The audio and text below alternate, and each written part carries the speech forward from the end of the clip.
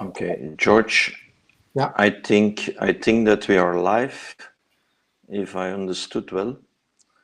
So can you start? Yes. Okay. I will start. You start and then I take over. And then you take over. Okay. Okay.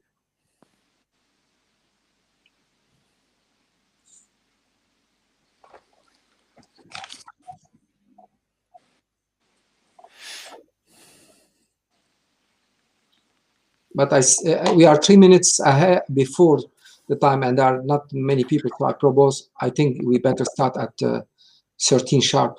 Yeah. Okay. Can everyone put his cameras out, please?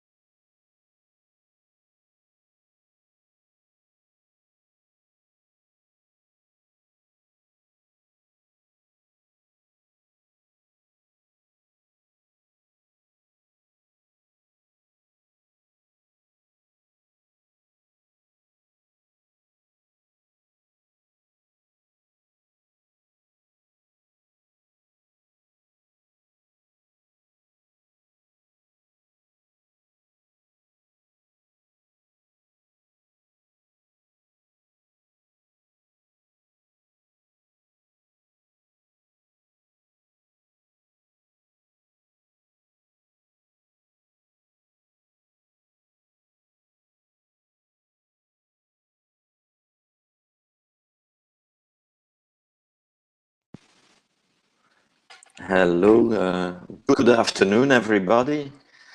I am Peter Buelens from Brewery of Ideas and the Insights.io conference platform.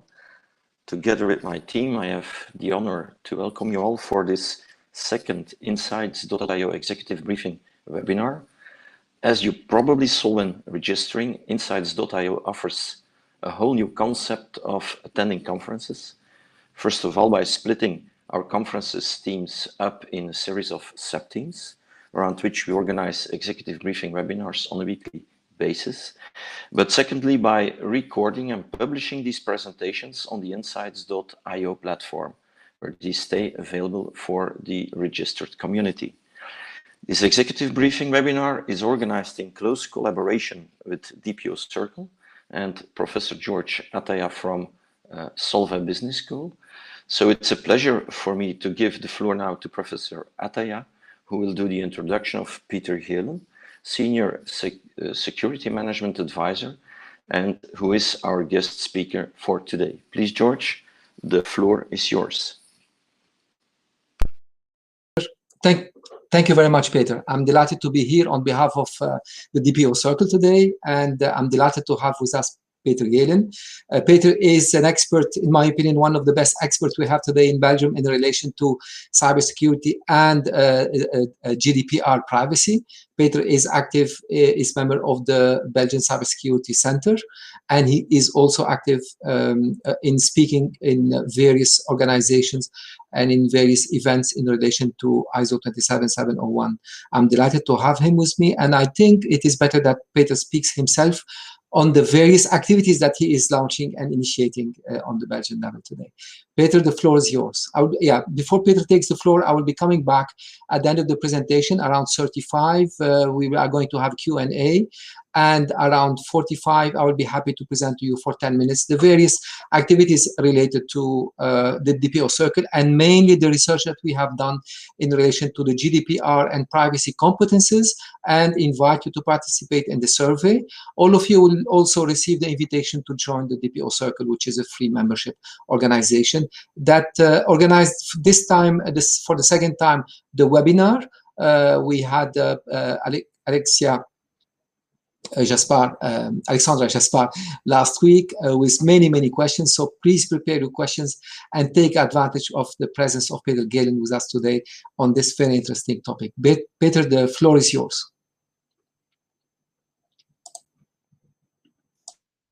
Right, there we go. Welcome everybody. Peter, can you share the session slides? Yeah, I got the question actually from George to revive actually to publish the presentations that we have been doing for PCB. First session was in December last year. Actually, for the reason of the launch of the ISO 27701. And we did a follow-up session actually on the reason for huge demand. So this session is a bit of a condensed version on that one. You will notice that although we have more or less half an hour to run through a few of these interesting topics, that there's a lot more in the slide deck. So I will not cover in full detail all the slide decks specifically, but there's a very interesting part actually of reading material. Last but not least, also as a last slide points out actually to the full session. So be aware that this is a condensed version of that one, of a 2-hour session in total. You can find back the presentation decks, also the videos, and also some collaterals that actually will explain a lot of things. So it's fairly possible that a few of these questions that I will point you out during the Q&A actually to these answers that we have covered already, right? But let's get started first. As you know, in August last year, the ISO organization published a new standard in the 27000 series. By the way, from the next session on, I will start, or for next slides on, I will start actually talking about ISMS, referring to the ISO 27701, and PIMS or PIMS as the 27701. You see, certainly in English, it's not always easy to understand or to see the difference between the 27701, and so it's rather easier to refer to ISMS and PMS. Just a quick one. As mentioned, this is a condensed version as a lunch session to make it more digestible, and hopefully that you can return home with quite some interesting stuff and learn from it. There's more food actually for this, food for thought and help on that one, and hopefully I can ignite with some enthusiasm actually also in implementing GDPR using the 27701 or the ISMS system, right? Quickly, a reference on that one, the food details is available on LinkedIn. I have been working actually in IT and security almost for 20 years. Started my career end of the 90s, just before the 2000s. I've been working quite deeply in identity and access management, and I had the luck actually to implement lots of internal processes based on these ISO standards. So that's my whole life and few things. And certainly last few years, I plugged plugged in, the data protection and privacy part of that one, and trying to do a lot of things actually also in professional life to keep my knowledge up to date. First of all, what is the session not about? Don't expect actually a deep dive on GDPR. There are different sessions, and as I recall, so what George mentioned is that there will be other sessions on top of that one. So we're not going to spend that one to repeat what GDPR is about. We had the second anniversary of the GDPR already, and lots of things are moving. Second thing is, this is not a specific session on the ISMS, but you should know that how the ISMS is structured. Be aware there are 10 clauses, 10 main topics regarding on the PDCA, plan to check act cycle to improve continuously. And the most important part of the 27701 is actually in the annex, where we have the security controls being implemented. In total 114, which are divided in for 35 categories and 14 main controls on that one. So you can find some additional material at the end of the session in the last slide, right? So let's jump into the PIMS system. As mentioned, it is an add-on on the 27701 ISMS system with a special flavor for data protection, with a special flavor for privacy, and more specifically for us, very interesting, also GDPR. If you read the document at first sight, you will see actually that it seems very thin. It's not as extensive as the ISMS system or the 27702, but there are quite some important clauses being adopted to make PIMS work against the ISMS system. That's exactly where I will point you out to the interesting topics during this session, right? Be aware, first important thing is that an ISO standard is a best practice, while, for example, GDPR, while, for example, the NIST legislation or the Cyber Act that is coming up is regulation, that's mandatory, that's law, while the ISO is not. Second thing, if you talk about certification, I don't know if you have seen it, but if you want to certify your organizations against the standards, you need to look for the standards that end up with 1. So 27001, 27701 is certifiable and you can use it. But it's your choice how you implement it. Last but not least, the part of that one, also nomenclature and using the namings in the standards is very important. And also the 27701, so the PIM system, is pointing out to a very important part actually of using names and so on. And for example, GDPR is only about data protection. If you look up the English text of GDPR, you will not find any words like privacy, for example, except for one footnote. And that's where the glue is between, for the PIM system, between GDPR and the ISO 27000 series, right? Be aware also, data protection is not information security. Initially, the ISMS system is meant for protecting enterprise data, while the GDPR and the PIM system is focusing on data protection of personal data, and that's where I need to focus on. So it's an add-on of the standard. And another hot discussion is the interpretation of PII versus personal data. There's an interesting discussion, actually, I published also on LinkedIn on an article on that one, is depending the region where you're talking about on personal data, European, PII is mostly American interpretation on that one. It's sometimes difficult to understand in the technical documentation what they actually mean, so be aware of that and read in on that one. And again, although that GDPR is a international, actually European regulation, it does apply to international transactions and so on. So be aware if you look into this information, right? Good. There are some slides that will explain this more in detail, just for your references. Also, keep in mind we're talking about GDPR mainly, but there is some additional help for you, like the NIST, for example, the NIST. So actually the documentation that's being provided by the National Institute for Standards and Technology, US side, but they're looking at information security and best practices from a very practical level. So it's a nice add-on for implementing your security, information security, and your PIM system in the help of ISO. The main course, the main stuff for today is what is the PIM system about, and that's what we will cover over here. As mentioned, there will be quite some details in here, so have a read about it. By the way, you can download the PDF version actually of this slide deck, so you can click through it and see a few things. Be aware that the 27701, the PIM system, actually is not only based on the 27701, so the information security management system, but there is some other additional flavor in that one. 27702, 27018, where we discuss PII in the cloud, but also the privacy framework, and people that have been working with GDPR will recognize very likely also the 29134, the PIA. While the GDPR is referring to the DPIA, but executing that one is based on the ISO standards, so it's quite interesting to see. By the way, you see in this slide a few stars marks. You can download the 29,100 actually for free, like the GDPR. So have a look at the free publicly available standards being published by the ISO organizations. It's quite interesting to see what's available there.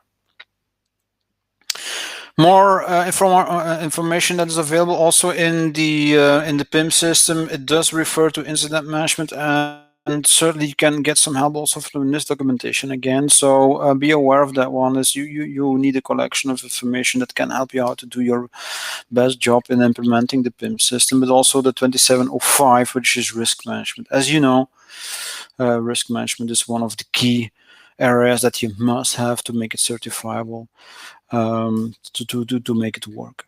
Also, the risk management framework for the NIST is very helpful, more practical side. And last but not least, the ISO 27000, so the 000. By the way, you can download it for free. No need actually to download or pay for it. Have a look at it. Another part actually of the story is what you typically question you will get is, what part of the story do I need? What do I need from all these components actually to implement the implementations? As actually mentioned, the 27701, the PIM system, is mainly based and mainly referring to the ISMS system, so you need that one.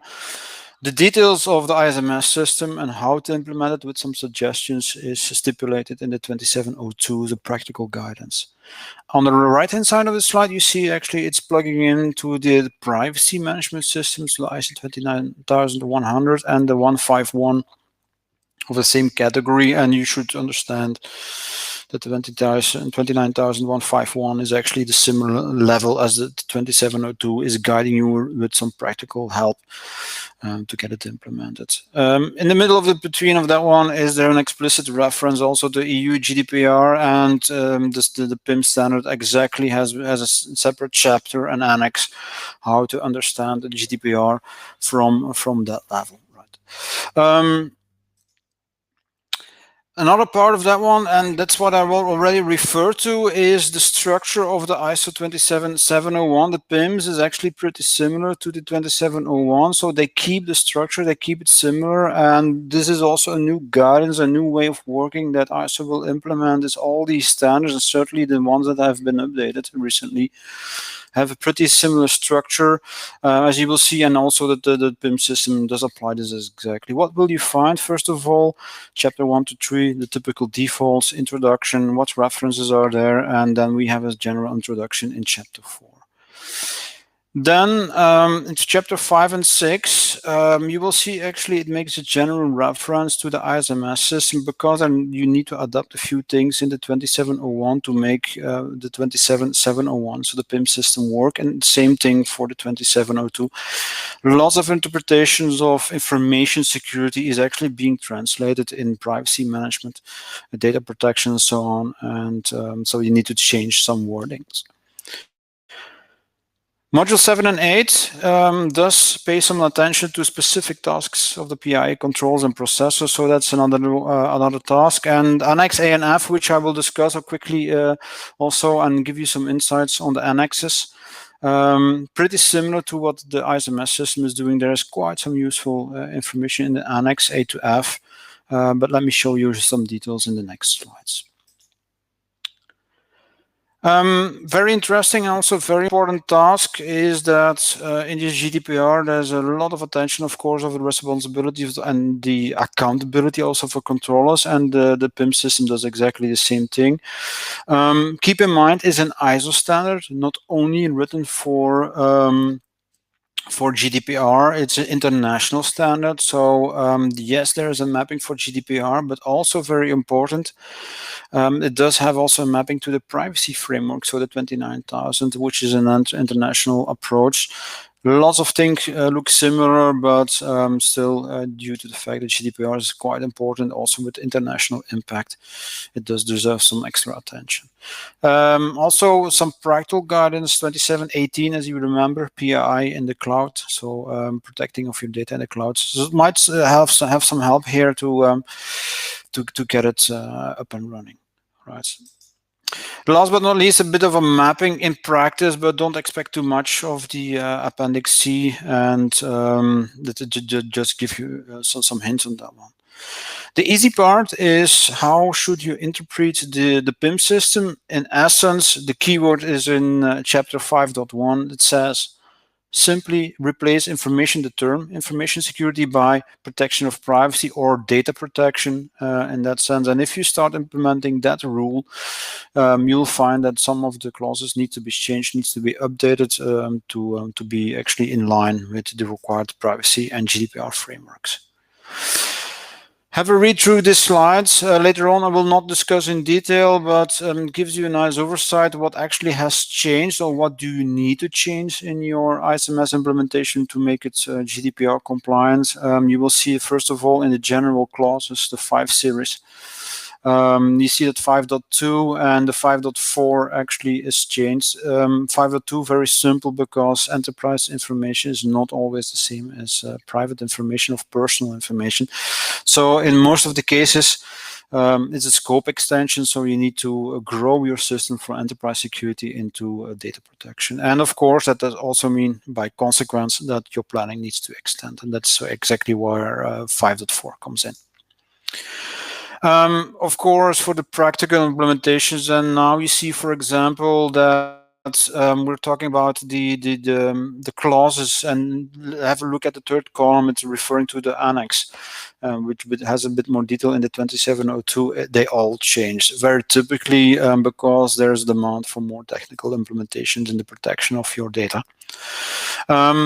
On the other hand, in the technical implementations, the business continuity management in clause 6.14 or clause 17 or A17 in the ISMS system has not changed, simply because you need to have business continuity for any of your data, business data, enterprise data, and personal data. Let me quickly run through a few specific items. Again, in half an hour, it's nearly impossible to run through the PIM systems in detail. As you know, if you look into the lead implementer or the lead auditor course, it's officially 4 days, so there's a lot of things to discuss. But let me highlight a few things that you should pay attention to in regards to the implementation of the ISMS system. As already pretty obviously in the GDPR, there's a huge task in risk assessment, risk management, so implementing the privacy impact assessments, or in GDPR terms, the data protection impact assessment and the risk treatment. Be aware that the ISO is very strongly risk management based, and you need to have that risk management up and running before you can actually protect anything, just to have a good control on your security implementations and your budget. There are a few specific items that I would like to highlight also in the extensions of the PIM systems, and due to the GDPR requirements to protect your data at any time against data breaches. And please remember that data breach is being interpreted as very broad. Illegal access to your data, so it does not mean data leakage. It does not mean only that someone, a hacker, gets access to it, but if you get illegal access or if you lose data, that's also considered as a data breach. That does mean that the 2701 So the ISMS system has some information on how to handle media, but the PIM system does put you very much attention to this to handle it correctly and more having more and better protection for this to prevent these data breaches. A very specific remark is also in the part of identity management, and there is an explicit remark in the PIM system and the ISO standard that you should not reuse user IDs. So re-provisioning user IDs to other users is absolutely no-go. And of course, to track these breaches and so on, it's very important to implement user tracking. Be aware, for example, for over the last few years, the Ponemon study from IBM or the Verizon data breach study already shows for years actually that after a breach, people find out that actually they have been breached for 6 months or even plus, and on average is almost a year that people of companies find out they have been hacked. So this in this part, user tracking and having sufficient user tracking should make able actually that you can track the information or find at least the source of your data breaches in case of a hack, for example. So be aware, this requires quite some planning. Another important part, but it should not be really surprised, but it is emphasized very heavily in the PIM system, is that you should not use personal production data for testing data. And also remember that the PCI DSS is saying and indicating exactly the same. So it should not be a surprise, although in practice we see that still a lot of companies simply copy the data from production to test it for various reasons. And this is a very tough discussion that you should take. In essence, the discussion is very simple. Do not use data from production in test environment and the other way around. Last but not least, very important also in the 6 setup is also incident management. Of course, GDPR demands for data breaches, but also notifications, reporting to the subject, reporting to the authorities is becoming very important, and one of the design options you must put in your system to be compliant with GDPR. Right. Module 7 is going for the guidance for controllers, and it should not be a surprise here. Actually, it's a blueprint of the GDPR, of the different clauses, including the information to subject and so on. So I will not go into detail, but actually it's literally a copy of the subject rights you will find back in GDPR.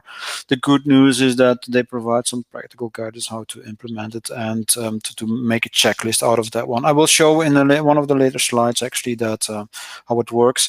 By the way, I've provided also some downloadable Excel sheets of these checklists to make it usable, because as you know, if you download the ISO standards, it's all in print and all PDF. It's not always very useful to make a checklist out of it. So I'll come back to that one later.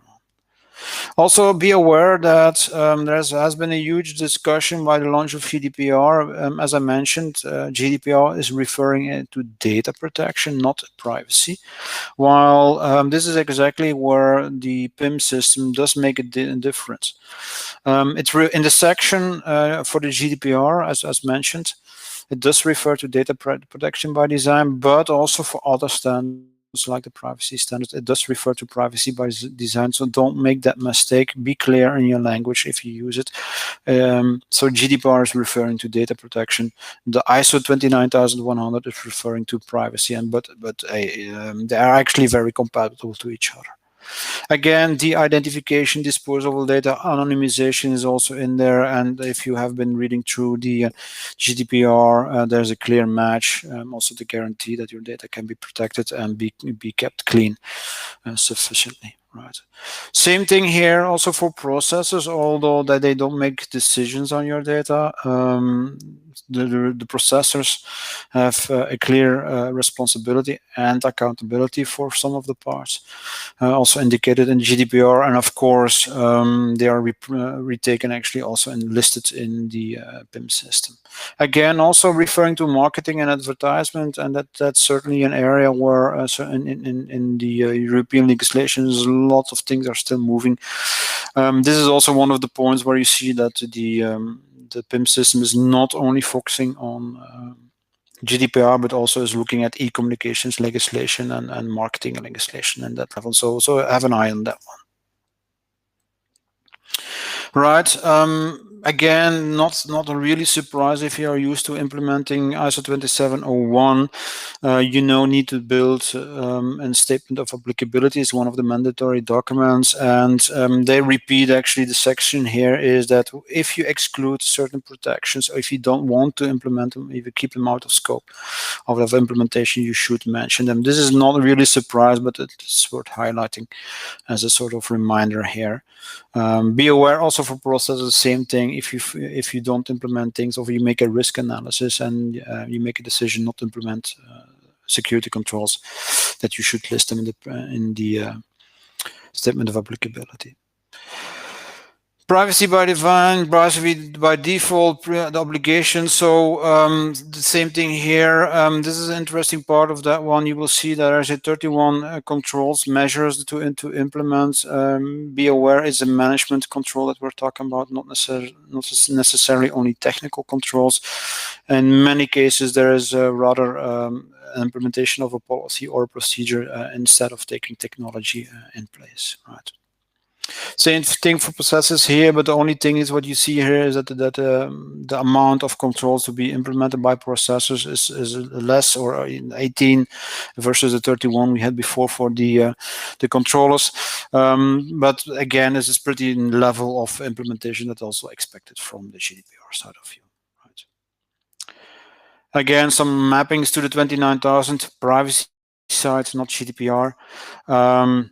Here it is. So we see also that that actually the mapping itself on GDPR is quite detailed. You will see in the Annex D that we have 3 pages full of tables and detailed mapping actually for the GDPR mapping. So you could actually use a checklist on that one, although that from the table level of view, it's not that practical. And that's what I also mentioned is that I will add it to later on, and you can find it also in the collaterals. I have created an Excel sheet which actually is a swappable table, so to make it very practical to implement and to make sure that your GDPR checklist is complete.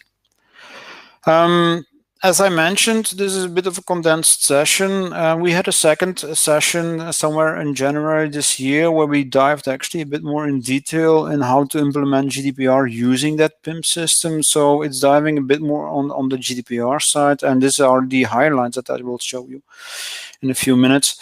On these sessions, again, it's just a condensed session. This was an entire session for an hour. So if you need more details, have a look at it. It's recorded, and you can find the questions and answer on that one. As I mentioned, there is actually one important mapping of this PIM system with GDPR. In general, the approach is very simple. Take the 2701, so the ISMS system, replace information security with data protection, and you should be very close to the GDPR implementation. Of course, it does require you to relook at your data because personal data is not enterprise data and the other way around. And that means that in most of the cases, you will have some extra work to make it GDPR compliant.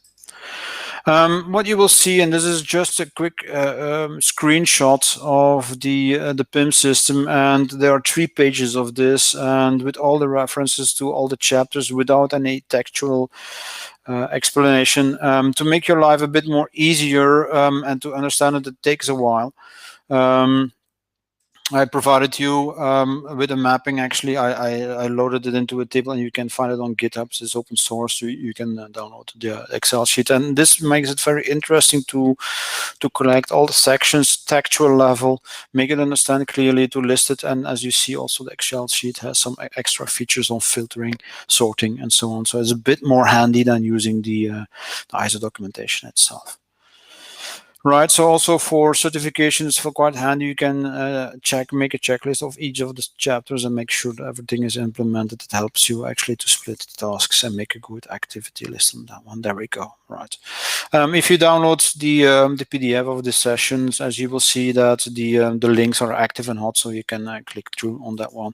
If not, let me know. I will point you out to the right section on GitHub. Right. Last but not least, how to map or implement the GDPR itself. First of all, if you want to make sure that your GDPR list is complete, one golden hint here is, of course, is sorting your articles based on the GDPR. Make sure that they're checked. And then you will see also in the implementation that the translation of the different sections actually is popping up again. And for example, you see the lawfulness of processing, that's Article 6. As mentioned, and then you can make a list. So this is very helpful to implement GDPR in a very constructive and a very present way, actually, to make it useful. Right. One other thing is very important from a implementation side. There's quite some interest in documentation, of course, commercial, but one of the references I see, for example, during audits very frequently is the ISO27701 security community that has actually a free and open source document set, a toolkit that you can find on the website. The same mapping will help you out. So if you use that ISO or PIM system mapping with this mandatory documentation, it will help you to make sure that you don't forget anything to implement your GDPR using the ISMS approach, right? Also be aware that an implementation of a PIM system or even ISMS system is not a one go.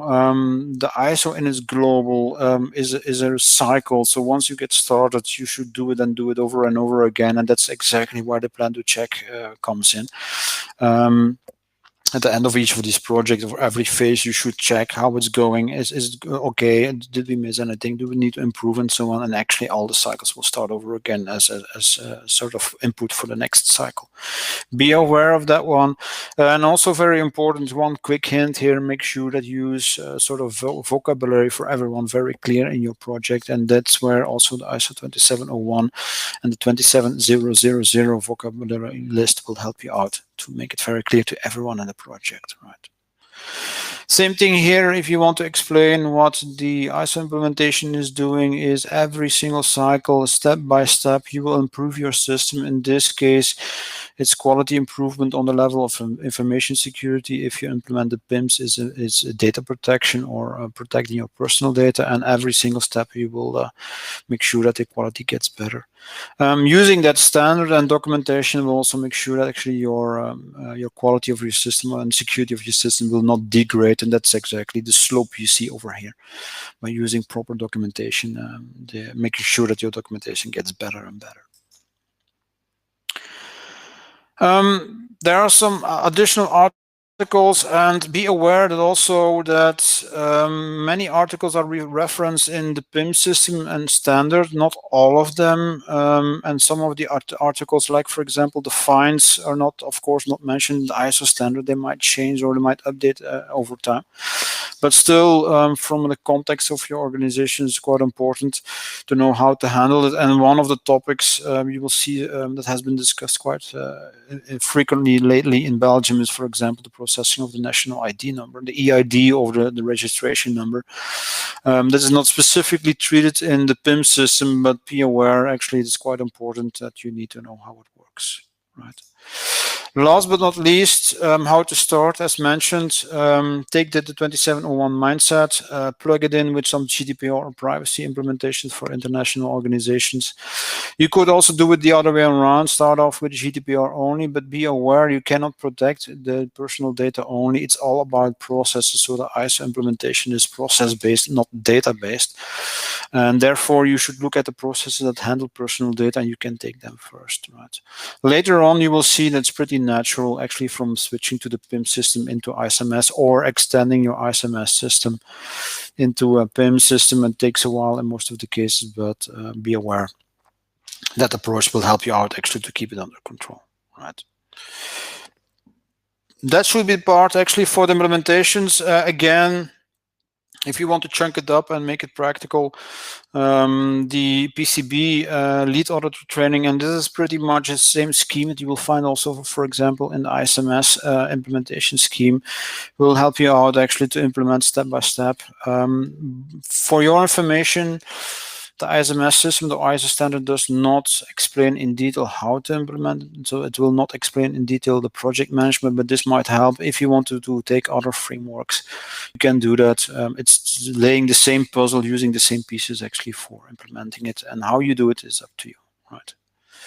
Some special attention points as we are pretty close to the end of the session. For the technical part, have a look at it. I will not discuss it in details, but using vocabulary, making sure that the right processes are handled is quite important. And last but not least, I wanted to quickly show you the reference and the standards. You will see the two last slides. As you mentioned, PCB has a recording of the session. And last but not least, very important, we had quite some interesting questions, so have a look at it. I published a quick Q&A actually on 2 articles on LinkedIn, and that's how it should conclude this technical part of the session. The word back to you, George, for the Q&A. Thank you very much, Peter. Wonderful presentation. What a wonderful overflow of overview. I'm sorry, of all what we need. Any questions do we have so far? Please send your question in the chat, and I'm sure that Peter will be delighted to respond to them. I have thousands of questions, Peter, following up on that wonderful presentation, but I'm sure that somebody would have something more specific. You convinced me, by the way, Peter, that we need to extend that presentation to probably 2-hour presentation that we would do in the future. So in addition to ISO 27701 education classes that we have to organize in partnership with the DPO Circle, but and I will come back to you on that one. But I think we have also to go through your presentation and read slide by slide. So valuable information in it. So we have a question from Kenny. How would you compare ISO 27701 against the BS 112, and which would you advise for a company? I understand it would be opportune if you already have an ISMS, but what if you don't have that one yet? Well, before Peter answers, I think one of the slides of Peter mentioned that ISMS is the foundation of data protection. So Peter, the word is yours. Well, yeah, I need to look into the BS document, but actually it doesn't matter in that sense. Is what standard you would take. I mean, we pretty much get the same questions. Is should I take the ISO standard or should I start with the ISMS? Just be aware that depending on the scope and what you plan to do, so it's up to you. Furthermore, depending on what kind of legislation that would help you or would force you to implement a few things. Let me quickly get back. It's a good question. I should compare. I don't have a document already available to compare the British standards of the 10,012 versus the 2701. My approach in that sense, and this is also one of the details of the slides which we covered in the extended versions of the slides, is have a practical look at implementations. One of the hot topics also in implementing the ISO is the discussion compliance versus security. Be aware that you should consider the ISO implementation, so the ISMS system, and certainly also the PIM system as a practical guide. Take it as a checklist, make it help you out. And one of the typical things is don't look at the data, but look at the processes. This is a very common mistake, and depending on the coverage actually and the needs that you have and also the sector that your company is in, you can make sure to implement that one. The good news is that the 27701, so the PIM system, is pluggable. They have taken the GDPR and the privacy framework as one of the examples, but I am pretty much sure, and I have to look into it in detail. Due to limited time, I was not able to look into the British standard 10,000 series. But the fact is that actually it's very pluggable, and you should take a bit of time actually to study what you want to implement. Be aware also there is no obligation to implement ISO 27701 for your full company, and if you want to keep it under control, I usually advise to start small, take one process, take a few processes, make it run, and then extend over a few years, extend your management system, right? If you don't have it, then simply start with the 2701. do it small, do small processes, and reiterate your process over the time. You will also see that once you're ready to certify, also the certification scheme and the audit scheme of ISMS will force you into the same way of working. So once you get ready for certification, you certify, you will be obliged, or you will be forced actually into a sort of update scheme once a year, and after 3 years your certificate needs to be renewed, and that's exactly what ISO wants to put you into, in sort of continuous pressure to improve. By the way, that is not uniquely for the 27000 series, because the PDCA cycle is written down and explained in the ISO 9000. So you see not only British standard references, but also other standards like the 9000, 31000 can be plugged into that one. And it's up to you how you want to handle it, but take it smart, take it small, and keep it under control. Another question. Could you get back to the difference between data privacy and data protection? We have a data protection authority for GDPR. Are data protection and data privacy a different effort? No, in essence, it's not a different effort, but in GDPR, and have it scanned, for example, on the English documentation, you will not find privacy. The term privacy is not available or is not being discussed in GDPR.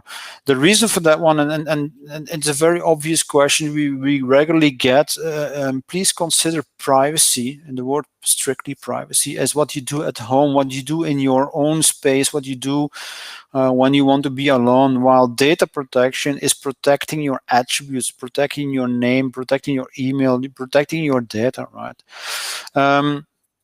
Again, as mentioned also in the slide deck, GDPR has made it very clear that you're protecting yourself on data level, while the privacy framework is also considering privacy as protecting your personal life. There is a mention in the early articles actually of GDPR that of course protecting your private life is very important, but actually GDPR itself is only protecting data.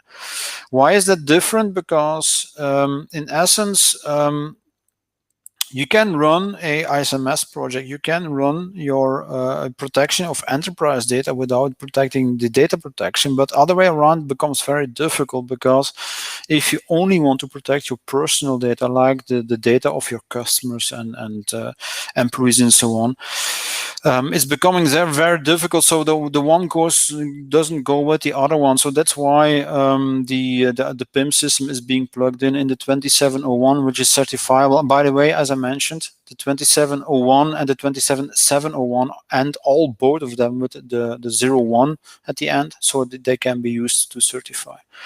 Due to the fact that the PIM system has been launched in 2019 August, many of companies will now look into it and use that PIM system as a sort of extension of their existing ISMS system, which is a very interesting way to grow your system to be compliant with GDPR. Is up, Peter. I have other questions, but I will forward them to you and send the response back when I send all the PowerPoints, the PDFs to everybody. Thank you very much for that excellent presentation. Thank you, Peter. Hopefully see you soon. I would like to take 10 minutes to talk to you about our research project that started more than 3 years ago now, and that was involving the identification of those domains of competence that are required for GDPR. What is required from all those different people who come to accept those as an assignment of GDPR professional, of DPO, of compliance project management, of data controller, of process owner, and what those different people should have in common, or at least what is the basic minimum that is required for them. We have identified 5 domains. I will not go into those domains, but I will be delighted to have you going through them. And what we have done is going through each one of the domains that is on on the left side identified in a series of subdomains. We highlighted the subdomains and sub-subdomains that are required. Actually, we use that as a base for the education that we deliver now at Solvay.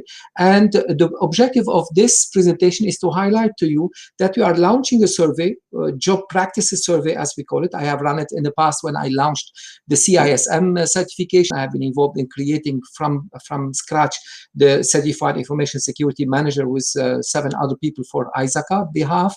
And we have highlighted and identified, thanks to a similar survey, what are those various domains that are effectively required. It's not because we decided there are 5 and that we decide that within the 5 there are those and those subtopics that are important, but effectively what is required. So we are launching an evaluation which is going through the different domains. For the first domain, we will say, are you comfortable with domain 1? If yes, then we ask you a question on the right side related to each one of the subdomains where you see the structure of that subdomain.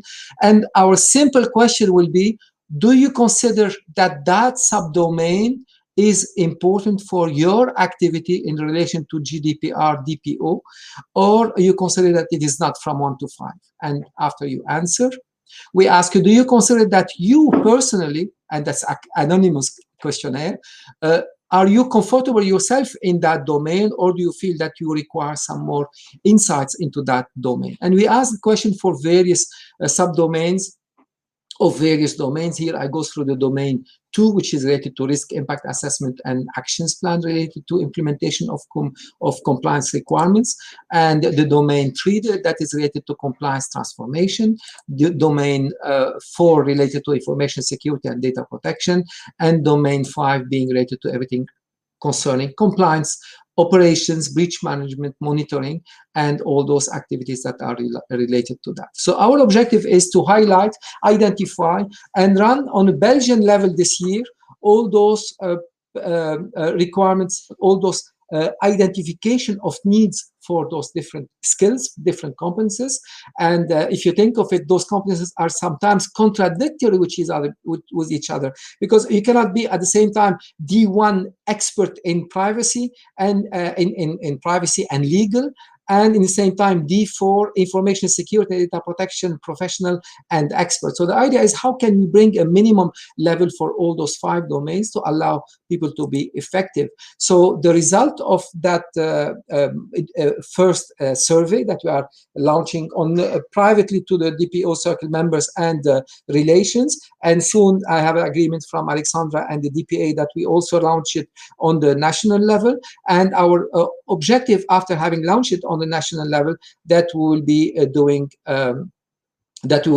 it on a European level. We'll be also publishing it, so it will be available for all those other organizations that are delivering education, that are interested to identify and match competences and skills for example, for hiring people, etc. So should you be interested, I would like you to go to dpocircle.org. Don't confuse with dpocircle.be and run that survey. This is a link that we have. This is the Google questionnaire that we have launched that would allow you to go and respond to that link. For your information, we have also been going through the different body of knowledge and that we have developed and comparing it with those other bodies of knowledge that are coming from different other organizations who have developed as well education and certification processes in order to verify what are those differences between those bodies of knowledge and others. We have already done the exercise. The education that we deliver at Solvay is based on research done by the Belgian Privacy Commission at that time and experts from that regulator and the regulation body and with us, and we have spent something like one year on identifying those different domains. We have been going through those different other domains of or bodies of knowledge, and it was funny to come back to that survey again and see what are the differences today. And as a result, we are going most probably to add one or the other subdomain, but we have been very much going beyond many of the others in relation to the different domains than the number one, which is the legal one. So I would very much be happy to have you participating. Since we have some time, and I would invite you to attend if you are interested. Our education, I promised my fellow at the university to announce that we have our education that is running now in, we have to delay it because it was planning to launch in March. We are delaying now to the September-October period. It goes through the body of knowledge in the forms of e-learning education, in the forms of case studies, in the forms of 3 months actually of pre-study plus face-to-face and plus online education. We try to combine everything, so we will transform the 2 full days face-to-face to virtual in case there would be a second wave. So for more information, I'm organizing in the coming weeks an information session. Feel free to drop me a request. A few words in relation to the DPO circle that I mentioned on the last presentation last week. For your information, we are organizing with Insights.io and the DPO circle another event next week on Monday, following up on the success that we had with Alexandra and with Peter today. We are happy to launch next week a webinar related to the value of compliance management. DPO circle is a non-for-profit, free of charge organization. It's a community actually that invites all those people who are involved indirectly or directly with the GDPR, whether they are DPO process owners, advisors, IT professionals, information security professionals, stakeholders, regulators. You see on the right the different roles that we have identified so far. The platform that has been developed based on an older one. The older one is going to be phased out in the coming weeks, and soon we will be asking all members of the old platform to migrate to the new platform.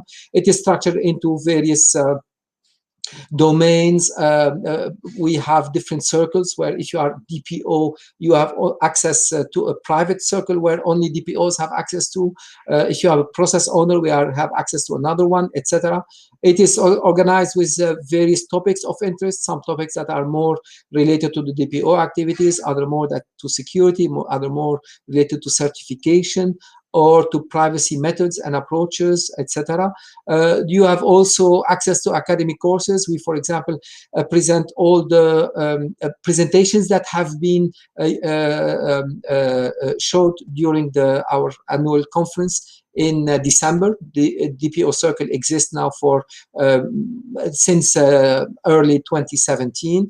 And we have hundreds of members so far, community members, and we'll continue to offer many initiatives. We have launched recently a survey on members' expectations and what they would like to see in our new platform. We are happy to having launched those seminars, and we are continuing with the webinars. We are launching interviews.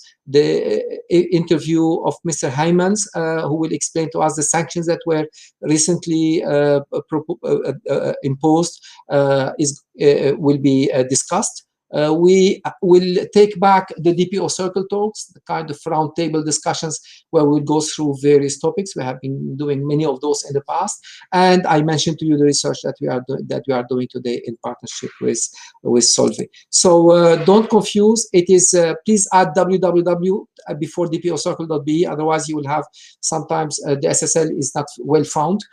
So www.dpocircle.be. Don't confuse with .org. .be is the community where we invite you to be member. It's free membership, open since 2017, and as you notice, we organize many events and many activities. This is mainly what I wanted to mention to you. I'm delighted to have this participation, the success with our events.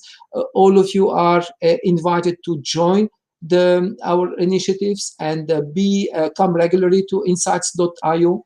that is planning to organize a series of seminars, not only in the DPO domain. We are planning on information security domains, and they are also active in various other domains for which topic leaders are designated. For the DPO circle, a few words. It is a community where we are organizing, as you notice, many events, making available many tools. However, you will get what you bring. So we invite members to bring and share and add links, add articles, add opinions, and organize events. We have been helping them to organize physical events, and now we can help them organize discussions, talks, as we call them, roundtable discussions, virtual ones. So should you have any topic of interest, should you be motivated into going into one specific domain of interest where you can explore opinion of peers and other experts, we'll be happy to organize it for you. I'm always available. We have a team today of around 10 people involved in the support of the community, and we are always looking for people who would like to get motivated into bringing value to that community that is growing and growing. So I thank you very much. This is most what I wanted to mention today. I thank again Peter, who is didn't mention, he's also very much involved in the SME certification that is launched by the Belgian Center for Cybersecurity, which is an initiative pushing those organizations into aligning with the basic requirements for information security and cybersecurity. Peter mentioned that the information security is a foundation for GDPR. GDPR is not a foundation for information security, so that foundation is essential. And there is a Cybersecurity Act for small organization, and there is the NIS directive from the European Commission, and both of them are important initiatives that will push in the back all those organizations into adopting a better hygiene for information security. It is not anymore an option as it used to be. It is becoming an essential practice. Like digital transformation and digitalization of processes is not anymore an option. It's becoming essential to any service, any operation, any organization, including public services. So as a result, digital security, information security, and security are becoming essential parts of the hygiene required for organizations. So I would like to leave you with this, and I thank you very much. We will be sending to you the PDF related to those presentations that Peter and I have presented, and I will be also sending you an invitation, specific invitation to the DPO circle. I thank you very much, and hopefully see you on the next occasion on next week. Thank you, George. And on behalf of Insights.io, I want to talk and to thank our two speakers for today for this great webinar. And as I said during my short introduction, this presentation will be published on the platform and will stay available there. Thank you again for attending this Insights.io and DPO Circle Executive Briefing webinar. And next week, we have one on the topic of how to value your compliance management. We all see you next week. Thank you very much. Thank you.